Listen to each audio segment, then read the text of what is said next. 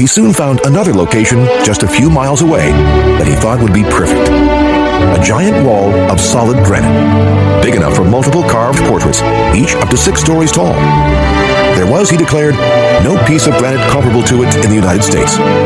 He also thought that a national tribute to U.S. presidents would be more appealing than heroes of the West. I want to create a monument so inspiring that people from all over America will be drawn to come and look and go home better citizens, he said.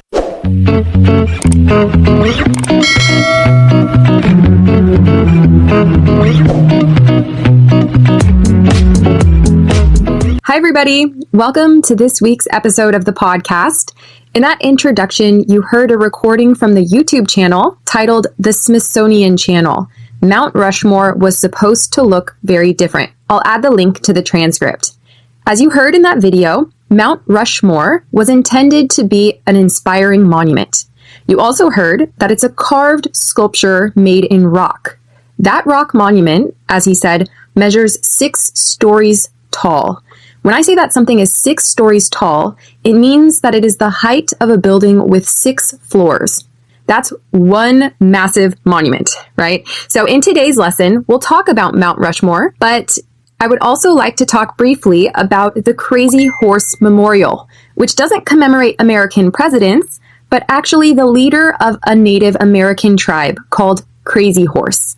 The two monuments are just 15 miles away from each other, and they give a small insight into an ongoing issue that the United States government has with Native Americans. In this lesson, we'll also go through the expression to carve in stone.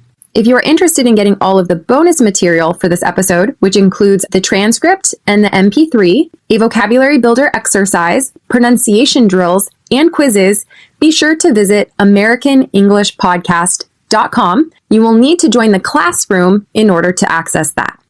So, on to the expression of the day, to carve in stone. To carve in stone means to make something permanent. We often use this expression in the negative form. Something is not carved in stone, or we haven't carved it in stone yet. That means that it is not fixed or not permanent. It is subject to change. Someone might ask you, hey, can we change the date and time of the meeting? The response might be, nope, sorry, it's carved in stone. In other words, it's fixed, it's permanent, it is not subject to change. Right? This expression, to carve in stone, is synonymous with set in stone. So according to Grammarist.com, there are 2 different possible origins of this expression. The first is that it came from Mesopotamia, from the ancient world, where the law of the land was written on stone columns. When the words were carved in stone, the law was official. It was unchangeable. It was permanent. These columns were discovered in 1901, and you can actually see them if you visit the Louvre in Paris. The other possible origin for this expression is from Exodus in the Bible, that says that God wrote the 10 commandments on stone tablets for Moses. Just like the laws created by the king of Babylon in Mesopotamia, God's 10 commandments were fixed. They were permanent. They were unchangeable. They were carved in stone, right? Both literally and figuratively.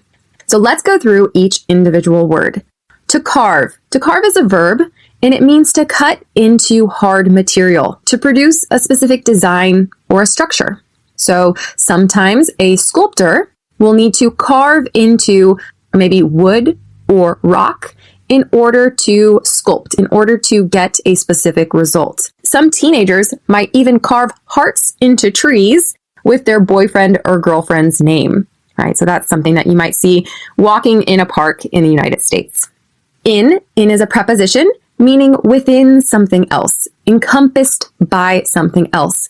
I like to swim in pools, in lakes, or in the ocean, for example. Stone.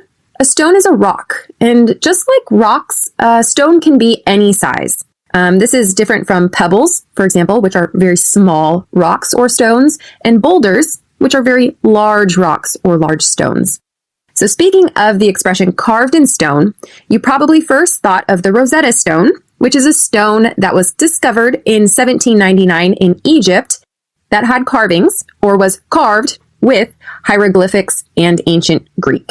The Rosetta Stone was sort of a way for early linguists to understand hieroglyphics, right, and to better understand an ancient world.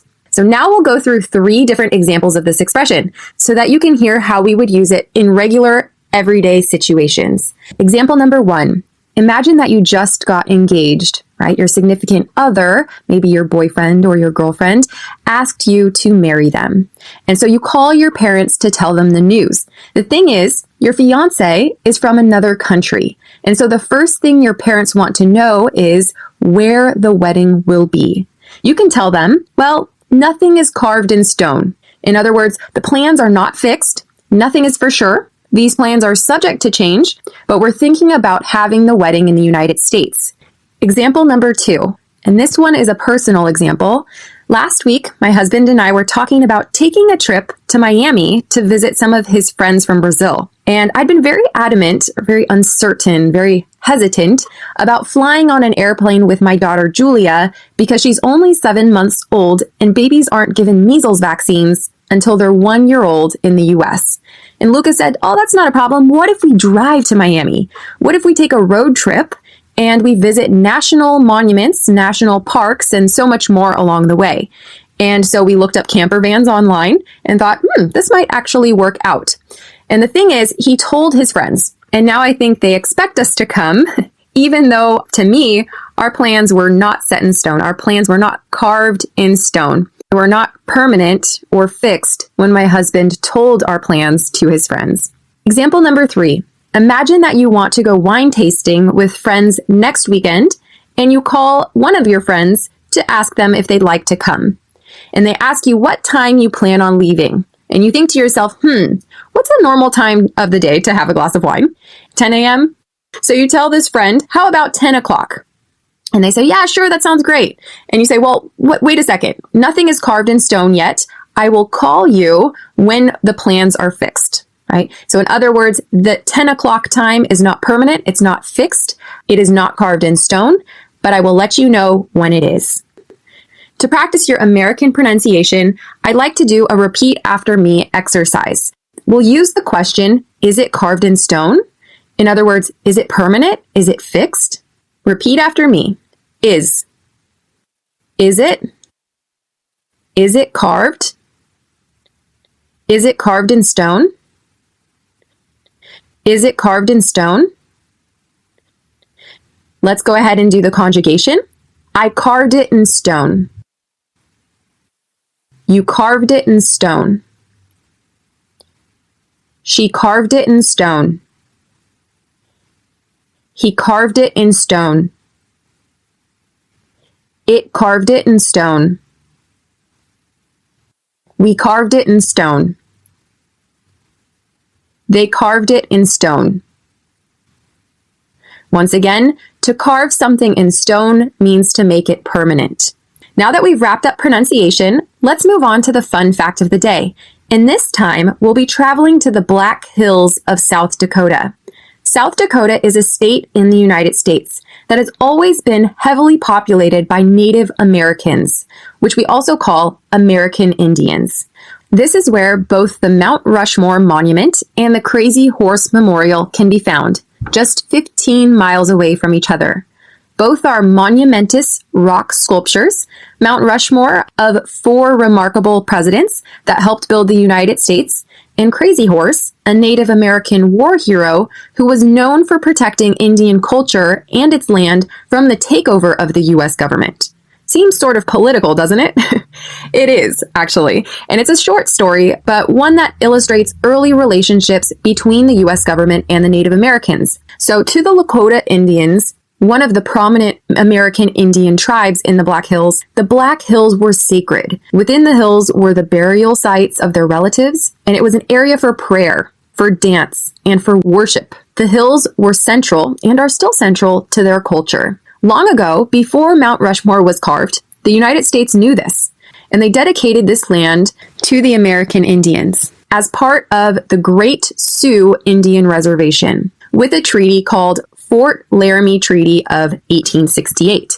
However, when gold was found there, just 6 years later, the United States government took the land back. That's right, they promised to protect that land from being settled by white men, but then they went back on their word. They settled the land, mined it, for gold and for silver, and forced the Native Americans of that region to relocate. So this is kind of ironic because in American English, when someone who gives a gift wants that gift back, we actually call them an Indian giver. It's a term that's somewhat politically incorrect nowadays, but you'll still hear it used every now and then. So in this circumstance, the American government could be considered an Indian giver, right? They gave the land away, but then they took it back. Tension because of this still exists today. Many of the Lakota never accepted the takeover of their land, and since 1876, they have tried to get that land back by filing lawsuits against the United States government. A most recent one, called the United States versus the Sioux Nation of Indians, took place in 1980, where the Native Americans charged the U.S. government of violating their own laws and abusing their power. And in the end, the United States didn't end up giving the land back. They offered a lot of money, but the Native Americans did not accept that. So that's the heat of the fire right there. Right now, let's flash forward to the 1920s. South Dakota, the state where this all took place, was still largely uninhabited, and they were in hopes of drawing in more tourism to the area, right? So a historian proposed the idea of Mount Rushmore to a sculptor named Gutzon Borglum. The original idea for the sculpture was to carve heroes' faces from American history, such as Lewis and Clark, the Red Cloud, and Buffalo Bill Cody, into the very pointed rocks in Needles, South Dakota. Borglum knocked down the idea. He rejected it. By carving into these pointed rocks, they'd look like, quote, misplaced totem poles. He wanted it to be majestic. He wanted it to stand out. He wanted people all over the United States to come to see it, right? So instead, he chose a giant granite rock that faced the sun. And then instead of carving some of the heroes of the American West, he suggested carving historically important presidents in order to attract larger audiences. And that's exactly what was done. At the very front of the monument, you'll see George Washington, who fought for America's independence from Britain. He was the first president of the United States. Next to him is Thomas Jefferson, who was a founding father of the United States, meaning he helped found the nation, to help create the nation. He was the main author of the Declaration of Independence. He also purchased Louisiana from France in 1803, which actually doubled the size of the United States. The third is Theodore Roosevelt, who led the U.S. through economic growth of the early 20th century and was a very strong advocate for creating nature reserves, right, to preserve the natural environment of the United States. And last but not least, Abraham Lincoln, who held the U.S. together during the Civil War and, of course, as you all probably know, abolished slavery in the U.S. Right? He got rid of slavery. So they're four very great American presidents, very historically important, and very carefully chosen for their contribution to building the United States that we know of today. In 1927, construction began on this monument. 400 workers worked all day long, regardless of the weather conditions, to carve the presidents' faces into that stone. And it was hard work. For $8 a day, the workers climbed 700 stairs to get to the top of the rock. And once at the top, they would clock in. To clock in means to officially begin work. Some would then drop down in front of the rocks, connected to steel cables, and begin either exploding the rock using dynamite or doing precision work, such as cutting the features of the president's heads. For example, their eyeballs or their noses, their mouths. And they would do that with a jackhammer. About 90% of the work, though, was done with dynamite, according to nps.gov. So it was very dangerous. Now, what's funny to me is flashing back to this time before technology, right? They didn't have walkie-talkies to communicate. They didn't have pagers. They didn't have cell phones. They didn't have any way to communicate other than with their voices. And so people at the very bottom of the monument needed to talk to people at the top, right? They're carving big faces. How else are they going to see the larger picture than by talking to someone down below who had a better view of it? Right? So they needed to talk back and forth. So in order to do so, they had some people, some men and women who had jobs as yellers. So they would yell information back and forth from the top to the bottom of the mountain. Right, can you imagine that? They said his eyeball is too small. Blow off another 7 inches. It's kind of funny to imagine. In any case, many simply took these jobs because it was the Great Depression, a time in the United States when work was hard to come by. It was hard to find. By 1941, around $990,000 had been spent, but that's when they ran out of funding, right? The money was gone. So instead of drilling all the way down to the president's waists, right, their hips, as originally planned, the project stopped at the president's necks. So that's why we just see their faces in the rock. So the U.S. has a National Registry of Historic Places, and Mount Rushmore entered it in 1966, right? And nowadays, almost 3 million visitors come to see it every year. As for the Lakota Indians, well, they thought carving into sacred mountains was a no-no. But as I mentioned before, just 15 miles away is the Crazy Horse Memorial. He's only partially complete, but his very stern or serious face can be seen from a distance. The image, once completed, will be of him pointing off into the distance while riding a horse. So how did he come to be? The memorial was initiated by Standing Bear, who was an elder and leader of the Lakota tribe in the 1900s. Standing Bear was actually very upset by the fact that the U.S. had taken land back when promised to them, and he felt inclined to do something about it. So he created a nonprofit and began raising private funds to begin the project. He continually was able to rally people behind him to support the recognition of the Lakota war hero, who he thought belonged next to the U.S. president's faces on Mount Rushmore. It was Lakota land, after all, that the U.S. had promised to them, and that Crazy Horse also tried to protect. So what better than to create a momentous carved monument in this Lakota territory depicting their leader, but on a much larger scale than Mount Rushmore. When finished, Crazy Horse will be 640 feet long, that's 195 meters long, and 563 feet tall. That's 172 meters tall. Just as a reference, the heads of the presidents at Mount Rushmore only measure 60 feet or 18 meters tall. Today, the face of Crazy Horse has been completed, and continuation of the project is being paid for through visitors' tickets, classes taught there, and many other different sources. The weird thing is that the U.S. government has offered large sums of money to help pay for this carving, but it was refused by these Native Americans because they thought they would need to compromise some of the story if they accepted the money. You might need to put the United States government in a good light if you accept money from them, right? So what's even more strange, perhaps, about this whole thing is not just the animosity between the Lakotas and the U.S. government about the territory, but actually tribe members' reactions to this Crazy Horse Memorial.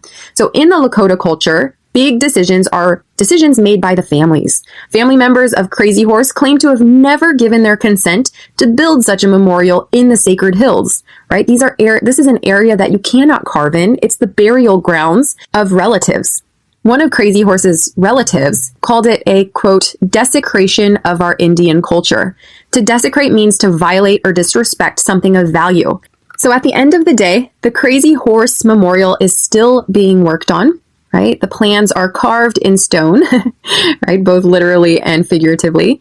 And so no matter how many political issues there are in South Dakota regarding the Native Americans and the U.S. government, one thing is for sure, both are remarkable works of art and reminders of American history, whether it's the positive history of the famed presidents at Mount Rushmore or the less so positive reminder of the U.S. government's mistreatment to the Native American tribes in South Dakota. They're there for all of us to see, right? Carved in stone in these sacred hills. So that's it for today. If you're interested in learning more about the Crazy Horse Memorial, I highly recommend looking up some videos on YouTube. Otherwise, once again, if you're interested in the bonus content for this episode, you can access that on AmericanEnglishPodcast.com. Thanks, and until next time, bye.